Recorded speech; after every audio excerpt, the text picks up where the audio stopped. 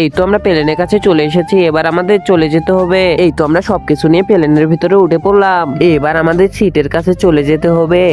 Ticket অনুযায়ী তো আমার এইখানে মাঝখানে সিট পড়েছে। আরে আঙ্কেল সাইড দেন, আমি ভিতরে যাই। প্লেনটা মনে হয় এখনই ছেড়ে দিবে।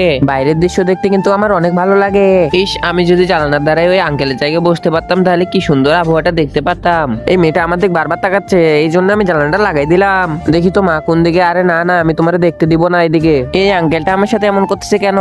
আমি এখন সিটের উপর হাতে বসে থাকবো। এই মেয়ে হাত ছড়াও এখান থেকে। এই আঙ্কেলটা আমার এমন করতেছে কেন বুঝলাম না আমি। আচ্ছা, এই মেয়েটার সাথে আমি এমন করতেছি কেন? মেয়েটা মন খারাপ করে বসে আছে। আইডিয়া, আমি এখন একটা কাজ করি, তাহলে এই মেয়েটা অনেক খুশি হয়ে যাবে।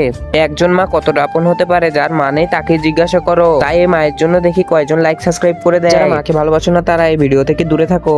এই মেয়ে, তুমি চালানোর ধারে বসো, আমি ওই সাইডে চলে যাই। আরে না না, আমি এখানে ঠিক আছে। আরে আঙ্কেল। আচ্ছা আঙ্কেল, আপনাকে অসংখ্য ধন্যবাদ। এখন আমি বাইরে আবহাওয়াটা দেখবো। ওয়াও, কত সুন্দর। আমি এখন এখানে হাত রেখে ঘুমাবো। এই মিয়া, তুমি হাত রাখতেছো কেন? না আরে ভাই, মজা করতেছি, তুমি বুঝতেছো না কেন? বন্ধুরা, ভিডিওটা শেষ পর্যন্ত দেওয়ার জন্য ধন্যবাদ।